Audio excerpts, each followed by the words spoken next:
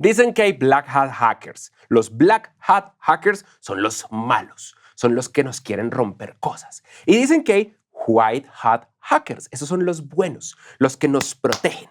Y también hablan mucho de la diferencia entre un hacker y un cracker. Ya no tanto, porque muchas de las personas que hablaban de esto ya crecieron y se dieron cuenta que esta es una pelea que ya se perdió. Para los que no lo sepan, había una pelea hace muchos años, en el inicio de Internet, entre que uno no debería decirle hackers a las personas que hacen cosas malas, porque los hackers son buenos. Los malos deberíamos llamarlos crackers. El problema es que crackers también es el nombre de unas galletas, esas galletas que son como saltinas. Entonces nunca pegó y los medios nunca lo agarraron y la industria nunca lo agarró y básicamente todos son hackers. Sí hay white hat hackers y sí hay black hat hackers, pero uno puede ser uno en un momento y el otro en otro. Y no es una definición profesional científica. Sumado a que hacker tuvo una época en la que tenía una definición más pura y luego se perdió en la definición idiota de la película Hackers, la película con Angelina Jolie, así no funciona, y luego ha ido regresando gracias a películas como Matrix, curiosamente. Matrix, más allá de todas las cosas que tenía, mostrado de una manera muy exacta, a diferencia del gusto en la moda, de cómo funcionan los hackers. Y desde entonces ha mejorado, también ha empeorado. CSI y todas estas películas y series de televisión de detectives y militares e inteligencia normalmente muestran de manera errónea cómo funciona el mundo de los hackers. Pero, por ejemplo, series como Mr. Robot lo muestran a la perfección. Y también hay otras series que están mostrando cómo funcionan los hackers de una manera muy real, como House of Cards, antes de irse al carajo y perder cualquier tipo de interés en lo que realmente valía la pena como serie, o incluso series inglesas, como por ejemplo Bodyguard, muestran realmente cómo funcionan los hackers. Pero luego resulta que hay otro tipo de hackers del que no nos enteramos. Esto es Hacker News. Si yo leo Hacker News, ¿será que soy hacker? Miremos qué es lo que en este momento, esto es la portada de Hacker News hace unos minutos. Estamos hablando de las abstracciones con cero costo de GitLab, de cómo Sony y Microsoft están haciendo una alianza para hacer gaming en la nube, de cómo Estados Unidos, ay no puede ser, Estados Unidos canceló el tren de alta velocidad de California. Esto va a ser muy triste a Cristian. De cómo nos olvidamos de las trampas de calor, de por qué la gente no duerme en Silicon Valley. ¡Hey! Aquí en el sexto por primera vez encontramos una noticia hacker. Hackers pueden fingir señales de radio para secuestrar los sistemas de aterrizaje de un avión. No sé si ustedes lo sepan, pero cuando los aviones aterrizan en la mayoría de aeropuertos modernos, mandan unas señales de radio a la torre de control y la torre de control manda señales al avión para autoajustar las condiciones meteorológicas y las condiciones de la pista para poder aterrizar. Por ejemplo, así se aterriza en el aeropuerto de Lima, así se aterriza en el aeropuerto de Bogotá y así se aterriza en muchos otros miles de aeropuertos. Si no estoy mal, el sistema se llama algo así como ILSS, BILSS, no lo recuerdo muy bien. Es un sistema muy bueno, tiene 0 accidentes que yo sepa hasta ahora y aparentemente alguien descubrió cómo romperlo. Luego habla de California, por un tema de los vecindarios, de cómo hacer más fácil poder hackear memorias USB, de cómo entender el manejo de memoria, sistemas de archivos y básicamente almacenamiento en Linux, de cómo se convirtió la tarea de entrevista de Google en una startup y otras cosas. Sí parece que son Hacker News, pero habla más de gente que crea, habla más de los ingenieros que construyen el futuro de la tecnología. Hoy en Platzi estamos lanzando un curso de hacking ético y es la razón por la que yo les quiero hablar de esto. El curso está bastante bueno y se los recomiendo. No les voy a hablar solamente del curso, pero en serio que estaba bastante bueno. Miren el temario. Van a hablar de vulnerabilidades, ataques, Kali Linux, Multilidate, Metasploitable 3, Crosshair Scripting, el framework de OSINT, que es un framework de pruebas alrededor de hacking, analizar un sitio web con Nikto y Spiderfoot, si es necesario el hacking ético, los estándares como ISO 27001, entre muchos otros, el convenio de Budapest, súper interesante, pen testing, los tipos de malware, sniffing, ataques de denegación de servicio, ingeniería social, políticas de seguridad, bypass, etcétera. Pero más allá de lo que nosotros vamos a ver respecto a qué es lo que tiene el curso, la pregunta sigue siendo, ¿realmente qué es lo que hace un hacker? Entonces, quiero empezar por explicar que el concepto más importante de un hacker no es destruir, es crear. Los hackers no están ahí para destruir sistemas, sino para crear sistemas, para crear ideas, para hacer que cosas existan. Las personas que decidieron crear el chip más barato posible, con la placa más sencilla posible, para poder hacer experimentos de electrónica y crearon Arduino, o los que querían crear el computador más chiquito del mundo, también con pines para hacer experimentos de electrónica, y lanzaron Raspberry Pi, ambos son grupos de hackers. No destruyeron nada, construyeron un sistema completamente nuevo. Las personas que decidieron que GitHub era un gran software, pero que estaba completamente cerrado, mucho más ahora que pues, Microsoft son los dueños de GitHub. Y querían una versión completamente abierta y libre y crearon GitLab. Son la definición de hackers. Tengo la fortuna de que son amigos míos, Dimitri y Sitze.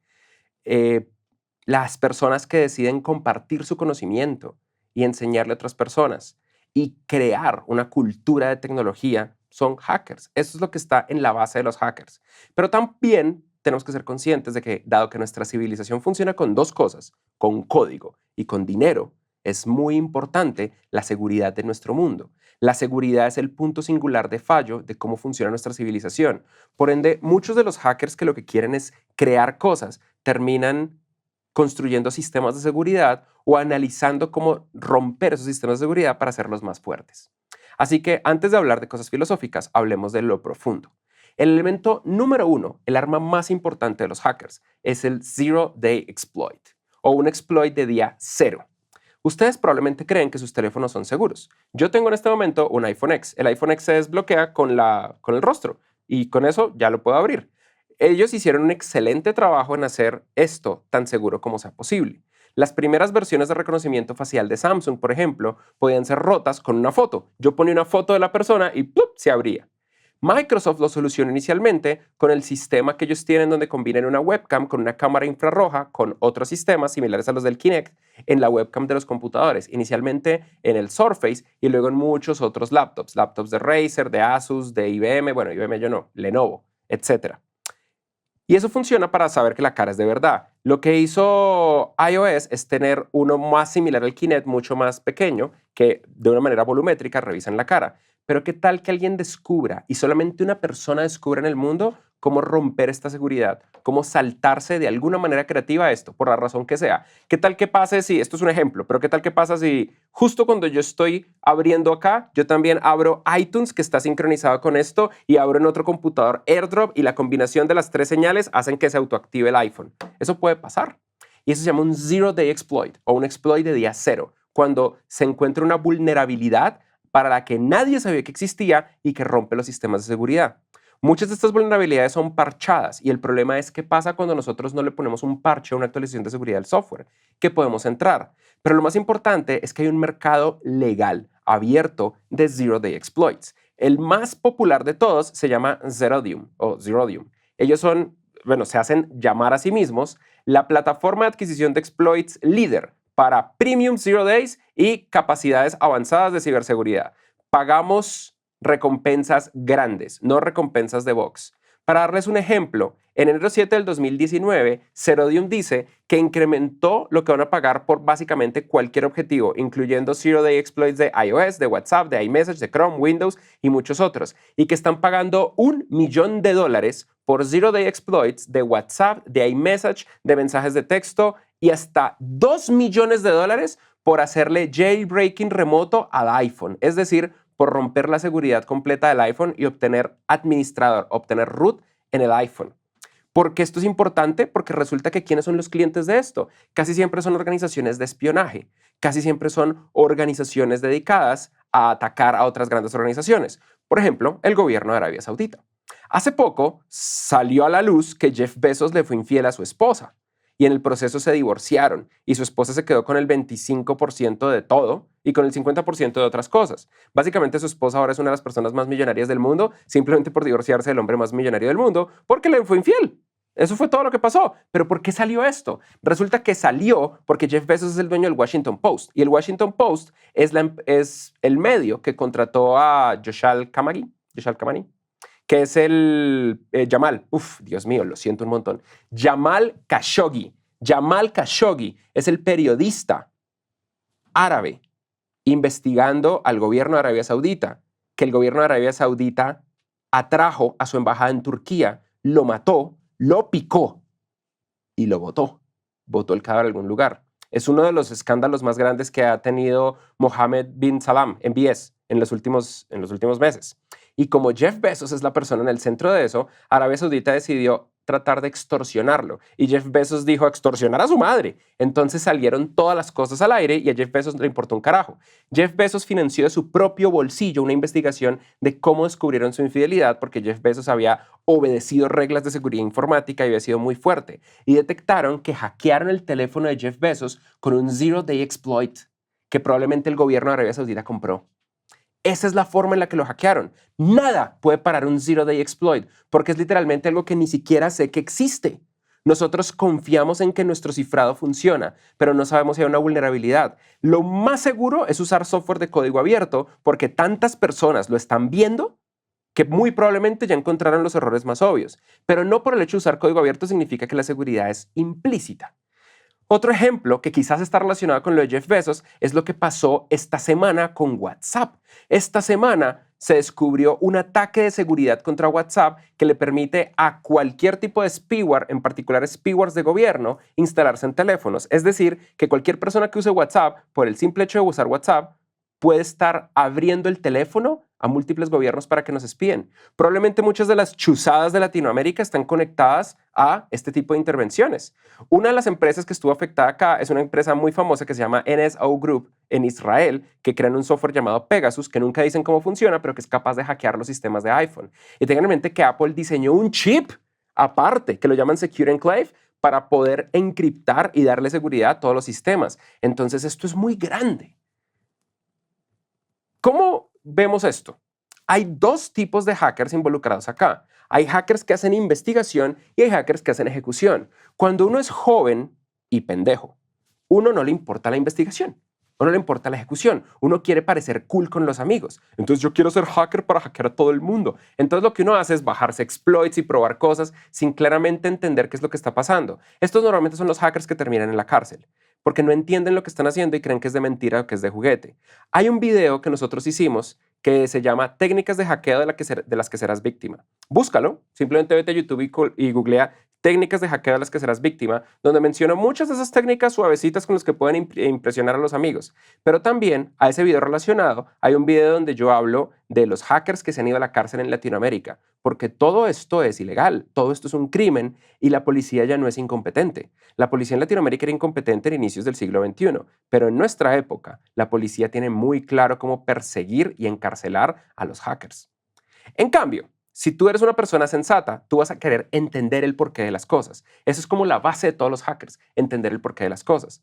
Si quieres irte por el área de la investigación, lo que tú tienes que hacer es saber programar, saber de sistemas operativos, saber de redes, saber a profundidad cómo funcionan nuestros sistemas. Hacker es el punto más alto, el más alto de nuestra industria. Probablemente no hay nada más arriba de ser un hacker cuando uno es un hacker de research. Los hackers son los que construyen sistemas operativos. Los hackers son los que crean el core de nuestra industria. Hay profesionales de seguridad informática que no se dedican a hacer investigación. Simplemente leen la investigación de otros y ejecutan. En mis tiempos de juventud, yo hacía research, pero era limitado. Ahora, claramente no tengo el tiempo porque lo que tengo que hacer es ser el Chief Executive Officer de Platzi.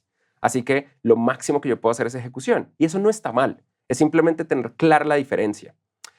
Y luego está los pasos cuando yo estoy ejecutando. Uno es proteger y el otro es endurecer. Y normalmente se llaman así, hardening. Hardening de sistemas informáticos. Por ejemplo, yo sé que si yo monto un servidor de acceso remoto por SSH va a correr en el puerto 22 y yo sé que lo puedo cambiar al puerto 252525. Eso es mentira porque creo que ese puerto 63. Ok, llamémoslo el puerto 12500 para no meterme en problemas. Sí, el puerto 12500.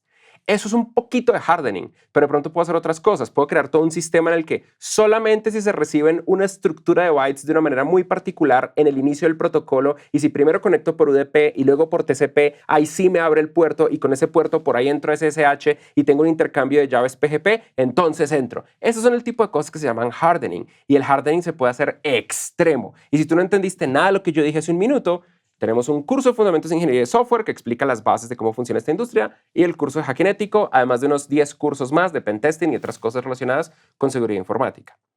Una de las cosas más básicas es arreglar el problema de los humanos. Muchos humanos todavía creen que contraseñas como esta, las contraseñas que tienen una letra alta, letras pequeñas, símbolos raros y números y letras son buenas. Y resulta que no, esto es mentira. Esto es un cómic muy famoso de XKCD que explica por qué eso es mentira. Una contraseña como esta, trovador ampersand 3 con el 0 y con el 4, es mucho menos segura que una contraseña como esta, correct horse battery stable. Una contraseña que, por ejemplo, yo diga dx28nn.raya@*m2, esa contraseña es peor, significativamente peor que una contraseña nunca, espacio, pares, espacio, de, espacio, aprender. Nunca pares de aprender. Eso es una mejor contraseña.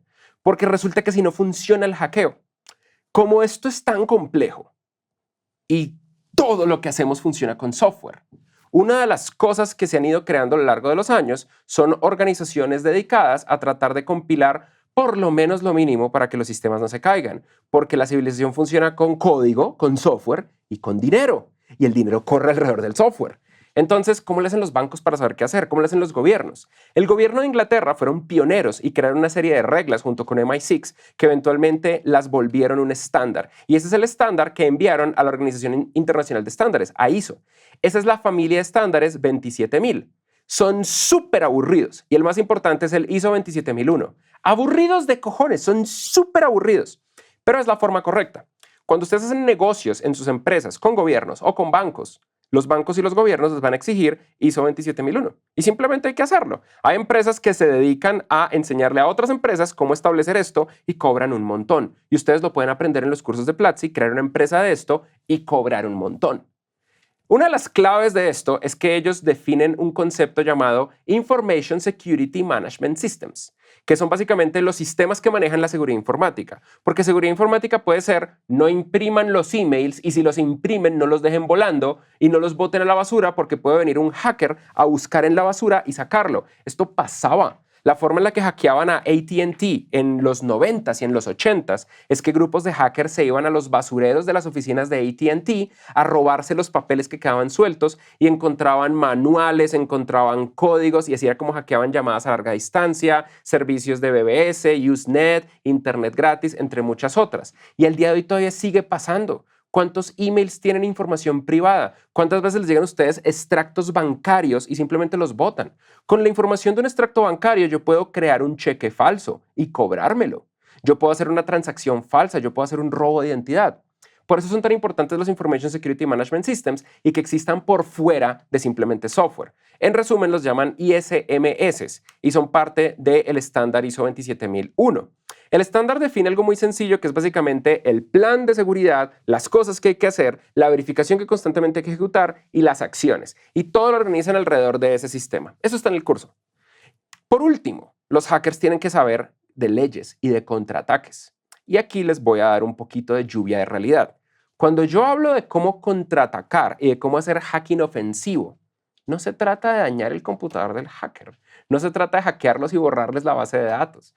A veces sí. Por ejemplo, cuando hay hackers que tienen ataques de denegación de servicio distribuida, lo que hacen es que tienen un sistema que se llama CNC, Command and Control, que es como un Linux que controla los bots que están secuestrados, que pueden ser Amazon Echoes, cámaras de seguridad, servicios de Internet of Things que uno se le había olvidado. Por ejemplo, hay un caso muy famoso donde estas luces Philips de colorcitos que uno coloca que se controlan con una app, fueron hackeadas. Y como tienen un computador chiquito por dentro, las usaban para hacer ataques de denegación de servicio a bancos, a otros sistemas, etc. Entonces ahí lo que se hace para atacarlos es tratar de buscar el sistema de comando y control, romperlo, encontrarle vulnerabilidades y romperlo, y luego tomar control para apagar la botnet. Lo mismo hacen con ransomware. Pero el contraataque más común contra los hackers no es de ese estilo. El contraataque correcto que una empresa hace es legal. El contraataque es encontrar quién lo hizo y llevarlo a la cárcel. Eso le ha pasado particularmente a hackers peruanos, no entiendo por qué son como significativamente vulnerables. También le ha pasado mucho a hackers mexicanos. Tuvimos un caso muy famoso de un hacker colombiano al que le pasó. Tenemos un video entero donde explicamos esto. Simplemente búsquenlo, conéctenlo con el video de técnicas de hackeo del que serás víctima. Pero ustedes tienen que saber las leyes. Todos los países tienen leyes y lo que tú crees de que el gobierno es incompetente y que la policía no sabe de Internet, hoy es mentira. Lo más probable es que la policía de tu país, incluso si vives en el país más chiquito de Latinoamérica, tiene una unidad dedicada a delitos de seguridad informática. Y si tienes una empresa, tiene total sentido que puedas colaborar con ellos. Por supuesto, hay que hacer pentesting todos los días porque la gente es débil y se les olvidan las cosas.